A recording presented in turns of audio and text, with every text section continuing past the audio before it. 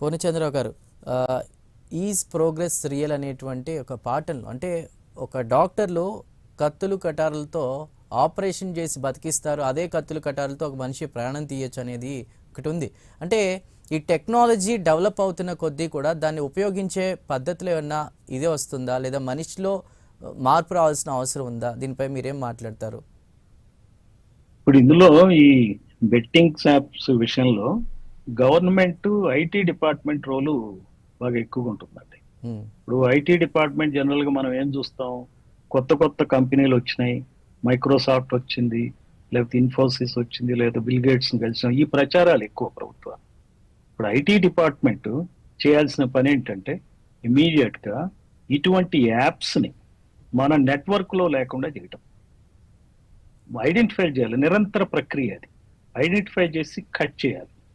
తర్వాత ఈ ప్రమోటర్స్ ఎవరైతే, దీన్ని సెలబ్రిటీస్ ఎవరైతే ఉన్నారో వాళ్ళ మీద ఇప్పటి వరకు జరిగిన కేసుల్ని ఒక ప్రత్యేక సిట్ ఫామ్ చేసి స్పెషల్ కోర్ట్ పెట్టి వీళ్ళందరినీ కూడా ట్రై చేయాలి. జ్యుడిషియరీలు కూడా ఈ విషయం సరైనటువంటి అవగాహనతో మీడియా కూడా ప్లే చేయాల్సి ఉంటుంది. అంతేగాని గేమ్ ఆఫ్ స్కిల్ అనేటువంటి దీని కింద, నీడ కింద ఆ గేమ్ ఆఫ్ చాయిస్ అనే దాన్ని కప్పెట్టకూడదు.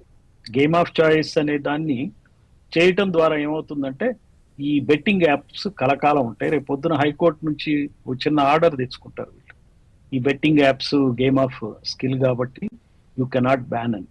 అందుకని చెప్పి ప్రభుత్వం దీని మీద ప్రత్యేక చర్యలు తీసుకోవాలి. ఇటువంటి బెట్టింగ్ యాప్స్ బారిన ఆంధ్రప్రదేశ్లో కానీ తెలంగాణలో కానీ ప్రజలు బారిన పడకుండా ఉండాలి. ఆ చర్యలు తీసుకోవటానికి అన్ని విధాల ఐటీ డిపార్ట్మెంట్కి ఐటీ యాక్ట్ కింద సరైన అధికారాలు ఉంటాయి. ఇందాక మన రవిచరణ్ పెంటపాటి గారు చెప్పినట్టు ఈ ignorance of law is not an excuse. చట్టం తెలియకపోతే చేసిన తప్పు కాకుండా పోదు, నేరం కాకుండా పోదు. సో అందువల్ల గట్టి చర్యలు ప్రభుత్వం తీసుకోవాలి.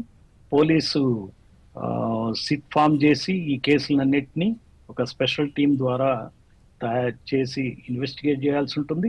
అలాగే ప్రత్యేక కోర్టులు కూడా ఏర్పాటు చేసి ఆ కోర్టులో ట్రయల్ చేసి almost day to day basis మీద చేయాల్సిన అవసరం ఉంది. ఈ రోజున ఆంధ్రప్రదేశ్లో కానీ తెలంగాణలో కానీ భయంకరమైన నేర సమస్యలు ఏం లేవండి. రాజకీయ నాయకులు చేసే నేరాలు, ఈ సినిమా వాళ్ళు చేసే నేరాలు తప్పిస్తే, ఈ ఇన్ఫ్లుయెన్సర్ చేసే నేరాలు తప్పిస్తే క్రిమినల్స్ అంటూ ఇప్పుడు పెద్దగా లేని పరిస్థితులు ఏర్పడినాయి. ఇప్పుడు నక్సలిజం లేదు, డెకాయిటీస్ లేవు, రాబరీస్ లేవు, మరి ప్రాస్టిట్యూషన్ పెద్ద ఈవిల్ గా లేదు, ఎక్కడ పడితే అక్కడ ప్యాకెట్లాడే పరిస్థితి లేదు, కోడిపందాలు లేవు ఒక సంక్రాంతి నాడు తప్పిస్తే. ఇక్కడ చాలా చాలా సోషల్ ఈవిల్స్ అన్ని కంట్రోల్ అయిపోయినాయి. ఇప్పుడు చేసే నేరాలు ఏమన్నా ఉంటే ఈ పెద్ద మనుషులు చేసే నేరాలే ఎక్కువ ఉన్నాయి ఈ దేశంలో. ఆ పెద్ద మనుషులు మనం ఆదర్శంగా తీసుకుంటున్నాం. మరి ఆ పెద్ద మనుషులు కూడా ఎట్లా తయారంటే ఒకళ్ళ మీద ఒకళ్ళు కొట్లాడుకుంటున్నారు, ఒకళ్ళ మీద వాళ్ళు ఎవరెవరైతే చేసుకోవటం. పూర్ణచంద్రరావు గారు, ఎవరెవరైతే ఆరోపణలు ఎదుర్కొంటున్నారో వాళ్ళు స్పందించకపోగా వాళ్ళ పిఆర్ టీంలు, ఈ ఇన్ఫ్లుయెన్సర్స్ కావచ్చు, పాన్ ఇండియా లెవెల్ స్టార్స్ కావచ్చు, వాళ్ళు వచ్చి మాట్లాడడం పోయి, లేదా ఈ కేసుకి సంబంధించి అధికారులతో ఇన్వెస్టిగేషన్లో విచారణలో పాల్గొనడం పక్కన పెట్టి వాళ్ళ పిఆర్ టీమ్ రెస్పాండ్ అవ్వడం, లేదా ఇందులో గౌరవ సుప్రీంకోర్టును కూడా ఇన్వాల్వ్ చేస్తున్నారు. స్కిల్ బేస్డ్ యాప్లు ప్రమోట్ చేసుకోవడానికి పర్మిషన్ ఉంది, సుప్రీంకోర్టు కూడా చెప్పింది కదా అంటూ కూడా మాట్లాడుతున్నారు. అంటే ఒక మోరల్ రెస్పాన్సిబిలిటీ అనేది మిస్ అయింది. ఈ కేసులో ఏమైనా చాలా కాంప్లికేషన్స్ అవి ఉన్నాయంటారా? వాళ్ళకి క్యారెక్టర్ లేదు కదండి. వాళ్ళు సెలబ్రిటీయే గానీ క్యారెక్టర్ ఉందని ఎట్లా అనుకుంటున్నాం మనం? అది తప్పు కదా. వాళ్ళు చేసేదంతా వాళ్ళని అమ్ముకోవటం, వాళ్ళ స్కిల్ని అమ్ముకోవటం, స్కిల్ని అమ్ముకుని సినిమాల్లో కనపడి డబ్బులు చేసుకోవటం, కోట్ల రూపాయలు డబ్బులు చేసుకోవటం కాకుండా ఇలా ఇన్ఫ్లుయెన్సర్ గా కూడా డబ్బులు సంపాదించు. వాళ్ళ క్యారెక్టర్ ఎక్కడుందో చెప్పండి. క్యారెక్టర్ లేని వాళ్ళు ఏం చేస్తారు? వివిధ రకాల చట్టాల్లో ఉన్న లొసుగుల్ని వాడుకోవటానికి ప్రయత్నిస్తారు. మీడియా ముందుకు ఎందుకు వస్తారండి? ఏ బేస్ మీద వాళ్ళు ఫేస్ చేయగలరు మీడియాని? వాళ్ళకు కూడా ఇదొక పెద్ద ప్రొఫెషనల్ అడ్వైజ్ సిస్టమ్ ఉంటుంది వాళ్ళకి, ఎలా ఇటువంటి విషయాలు డీల్ చేయాలి. ఇది ఒక పెద్ద మాఫియా ఉంటుంది, బెట్టింగ్ మాఫియా. వాళ్ళందరూ కూర్చుని కొన్ని లక్షల కోట్ల సామ్రాజ్యం ఉంటుంది. ఇదంతా కలిపి కూడా సుప్రీం కోర్టును కూడా ఇన్ఫ్లుయెన్స్ చేయగలిగిన సత్తా కలిగినటువంటి లాయర్స్, లక్షల రూపాయలు, కోట్ల రూపాయలు ఇవ్వగలిగిన సత్తా కలిగినటువంటి క్లయింట్స్ ఉంటారు. వాళ్ళు ఎంగేజ్ చేస్తారు, అటువంటి లాయర్స్ని ఎంగేజ్ చేస్తారు. ఆ రకంగా కూడా ఒక రిలీఫ్ తీసుకోవడానికి ప్రయత్నిస్తారు. అందుకని ఇక్కడ ఈ దేశంలో జరుగుతున్నది ఏంటంటే, బలవంతుడు, డబ్బు ఉన్నవాడు, పెద్ద మనిషి చేసిన నేరం కాదు. వాళ్ళకి శిక్షలు పడే దాఖలాలు లేవు. మనం ఇంతమంది రాజకీయ నాయకుల మీద ఇన్ని కేసులు ఉన్నాయి. జగన్మోహన్ రెడ్డి మీద ఉంది. ఇంతవరకు ఏమైంది చెప్పండి కేసు? ఎందుకు ఈ కోర్టులు ఏం చేస్తున్నాయి? అది సుప్రీంకోర్టుకు తెలియదా? హైకోర్టుకు తెలియదా? మరి రకరకాల కేసులు మీరు ఎన్నైనా చెప్పండి.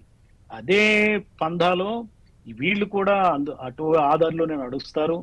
లక్షల కోట్ల రూపాయల డబ్బు మారకం చెందుతున్నటువంటి బెట్టింగ్ యాప్స్ ని కంట్రోల్ చేయాలంటే ప్రభుత్వాలకి నిజంగా చిత్తశుద్ధి ఉండాలి.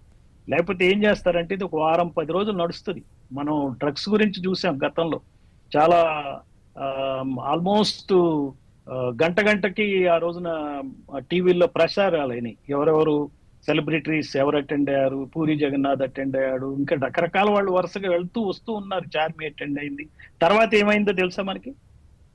సో అందువల్ల ఏంటంటే ఈ సిస్టమ్ మీద, ఈ నాయకుల మీద ప్రజలకు నమ్మకం లేదు. అందుకని ప్రజలు తెలుసుకోవాల్సింది ఏంటంటే, రాజకీయ నాయకులే అసలు క్యారెక్టర్ లేదురా అనుకుంటే, వాళ్ళకన్నా క్యారెక్టర్ లేని వ్యక్తులు ఈ సినిమాల వాళ్ళు ఏంటంటే హాయిగా పబ్లిసిటీని ఎంజాయ్ చేస్తారు, సిల్వర్ స్క్రీన్ మీద ప్రెజెన్స్ ఎంజాయ్ చేస్తారు. రాజకీయ నాయకులకు ఉన్న కష్టాలు లేవు. ఊళ్ళల్లో వెళ్ళి ప్రజల దగ్గరికి వెళ్ళి ఫేస్ చేయాల్సిన అవసరం లేదు. ఉత్తి పుణ్యానికే వాళ్ళకి సెలబ్రిటీలు అవుతారు. వాళ్ళు నిజంగా గొప్పోళ్ళు, దేవుళ్ళు అనుకుంటున్నారు. వాళ్ళు మ్యాటినీ ఐడోల్స్ అని చెప్పి అంటాం కదా, సిల్వర్ స్క్రీన్ దేవుళ్ళు అనమాట. ఆ రకంగా తయారైపోయి, అందుకని ప్రజలు గమనించాలి ఇది. సెలబ్రిటీలు they don't have character. Most of them they have skill ను గుర్తిద్దాం, ఎంజాయ్ చేద్దాం. రైట్ పూర్ణచంద్రరావు గారు, రైట్ రవిచరణ్ గారు, సినిమా ఇండస్ట్రీలో ఉన్న వాళ్ళకి కావచ్చు, ఇన్ఫ్లుయెన్సర్స్ అనాలా లేకపోతే ఇక బ్రోకర్స్ అనాలా కూడా తెలియదు, ఆ పదాన్ని వాడాల్సి వస్తుంది. మరి వాళ్ళకి జబ్బు కాదు డబ్బు పట్టుకుంది. జబ్బు అయితే వదిలించవచ్చు, డబ్బుని మాత్రం వదిలించలేకపోతున్నారు. సో దీనికి